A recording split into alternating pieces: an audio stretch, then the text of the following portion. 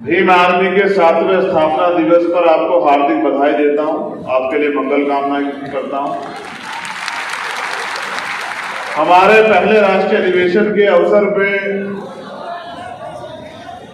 आज दिल्ली में हम लोग उपस्थित हैं। मैं बड़ा गौरवान्वित महसूस कर रहा हूं भीम आर्मी का कार्यकर्ता होने के नाते। मुझे इस बात की खुशी भी है कि बाबा साहब अम्बेडकर ने भारतीय संविधान में जो दिया था, जब हम उसको पहचानते हैं तो हम ताकतवर हो जाते हैं। अगर बाबा साहब ने समता का अवसर नहीं दिया होता तो शायद आज हम लोग यहां नहीं खड़े होते। मैं आज पुनः बाबा साहब अम्बेडकर को भी धन्यवाद देता हूं। मुझे आपसे बहुत जरूरी बातें करनी है, मगर मैंने नोटिस किया, ये नसीहत आप सब लोगों को, कि जब माननीय राष्ट्रीय अध्यक्ष जी उनसे पहले वक्ता बोल रहे थे तो कुछ साथी आपस में बातचीत कर रहे थे।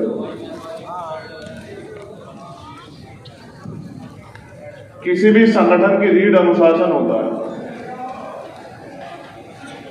और इसके लिए मैं खुद को दोषी मानता हूं कि आप लोग अभी अनुशासित नहीं हो पाए हैं। इसके लिए मैं खुद को दोषी मानता हूं। अभी तो हमारे लोग बैठना भी नहीं सीखे। जिन लोगों को बड़ी जिम्मेदारी से इस आंदोलन में हम लोगों ने तैयार किया, आज जब मैंने उनको भी यहां वही चहलकदमी और तमाम तरह की चीजें करते देखा तो मुझे एहसास हुआ कि अभी हम लापरवाह समाज हैं, गुलाम समाज। तो गुलाम ना प्रधान बनाते ना प्रधानमंत्री। मुझे धोखे में मत रखो यार। यहाँ के जो आप कह रहे थे ना कि हम प्रधानमंत्री, मुझे ऐसा लगा 2-3 बार मैंने माननीय जी से कहा कि देखना बंद तो नहीं गया हूं, कहीं मुझे ही ना पता लग रहा हो। ऐसे प्रधान नहीं बनता है, प्रधानमंत्री बहुत दूर की बात। धन्यवाद। बहुजन समाज में समय समय पे जन पे सभी संतों गुरुओं महापुरुषों को नमन करता हूं। करुणा के सागर तथागत गौतम बुद्ध, राष्ट्रपिता ज्योतिबा फुले 1890 में चले गए और 91 में पैदा हुए बाबा साहब अम्बेडकर। उन्होंने उनको देखा भी नहीं लेकिन गुरु माना। उसका एक कारण मात्र एक था कि वो अपने लिए नहीं जी। हम लोग जो अब सिखाने का काम करते तो सबसे पहली लाइन ये सिखाते हैं कि एहसान फरामोश व्यक्ति समाज और देश का कलंक होता है।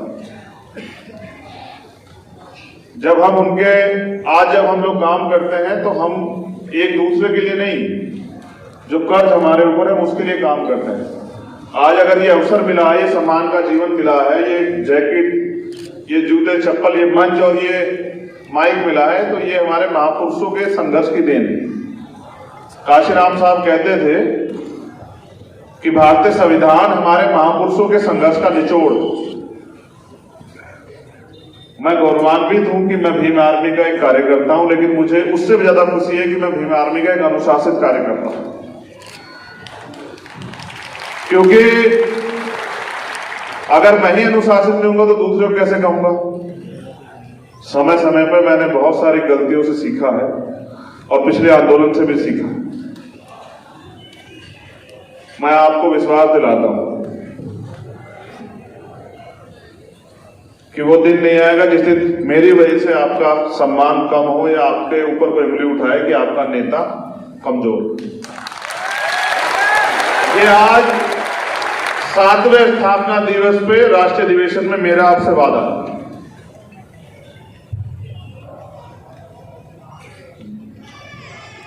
बहुत सारी बातें करने से पहले यहाँ की जो आयोजक कमेटी, क्योंकि ये अगर ये कमेटी काम ना करने की वजह से,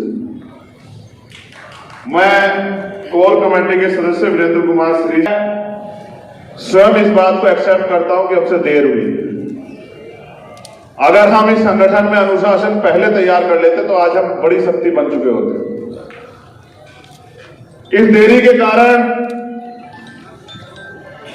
हम ताकतवर दिखाई तो देते ताकतवर महसूस भी होते हैं, लेकिन जब उसकी जरूरत होती है तो हम कमजोर दिखाई देते हैं। राजनीतिक रूप से जब हमें अपने कार्यकर्ताओं की बहुत जरूरत होती है तो वहां कहीं ना कहीं हम कमजोर महसूस करते हैं। इसका अनुभव 2022 के इलेक्शन के बाद मुझे हुआ और उसको पूरा करने के लिए वो जो कैडर सिस्टम ने दोबारा शुरू किया तो उसकी वो इतना ताकतवर है। साहब काशीराम जिस कैडर से मूवमेंट को तैयार किए हैं कि विरोधियों में जो है वो खलबली मची हुई है। वो तमाम षड्यंत्र कर रहे हैं किस तरह से आजाद समाज पार्टी भीम आर्मी कमजोर कर दे। मैं पूरी जिम्मेदारी से कहता हूं कि अभी तो हमारे साथियों ने अंगड़ाई ली है, अभी तो उन्होंने संघर्ष शुरू भी नहीं किया। जिस दिन वो लोग संघर्ष करेंगे उस दिन ये दिल्ली भी नीली होगी और दिल्ली की गद्दी में भी पंचशील और नीला झंडा फहराया जाएगा, मेरा वादा है। देखो, आप मुझे अपनी ताकत मानते हो और मैं आपको अपनी ताकत मानता हूं। जितने पदाधिकारी मंच पे बैठे हुए हैं, मैंने आपसे कहा था कि पेन कॉपी लेके आना। जितने पदाधिकारी सामने बैठे हैं, कुछ बहुत जिम्मेदारी की बात है, मैं आपके सामने 5 मिनट बाद रखूंगा, उनको नोट करना है आपको।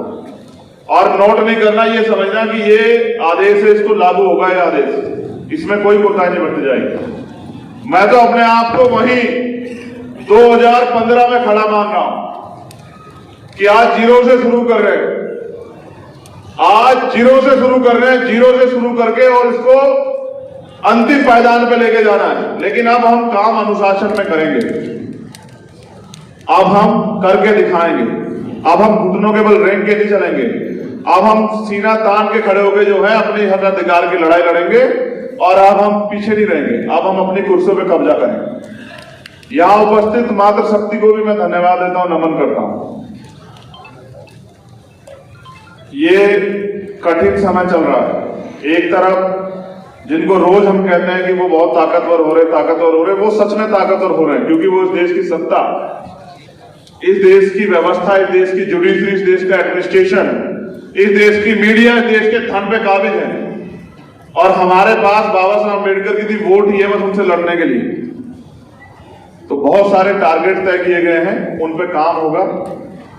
उससे पहले हमारे मिशन 78 के साथियों ने कुछ डायरेक्शन, कुछ चीजें मुझे दी हैं। मैं भी इस बात को समझता हूं कि अब मेरा भार कम होना चाहिए। आप चाहते हैं मैं बहुत तेजी से काम करूं? कितने लोग चाहते हैं? हाथ खड़ा करके बताओ। आप चाहते हैं मैं बहुत तेजी से काम करूं? पक्का? देखो, इसका एक सूत्र,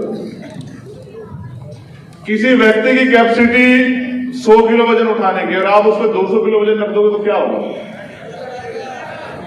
चल पाएगा नहीं चल पाएगा? हाँ, मुझे भी एहसास हुआ जब रणनीति भी हम बनाएंगे, उसको लागू भी हम करेंगे, उस पर एक्शन भी हम करेंगे तो नहीं चल पाएगा। इसलिए बहुत सारी चीजें तय की हैं जिनके जरिए अब हम इस आंदोलन को परिपूर्ण करेंगे, आगे बढ़ाएंगे। और जब तक ये कारवा पूरा नहीं होता तब तक हम चैन से जो है नहीं बैठेंगे। ऐसी तैयारी जो है हम लोगों ने की है, मैं आपके सामने रखूंगा। फिर मैं अपनी बात जो है, जो मेरे दिल में, वो भी आपके सामने रखूंगा। आप तैयार हैं नोट करने के लिए? धन्यवाद, मुझे आपसे यही उम्मीद है।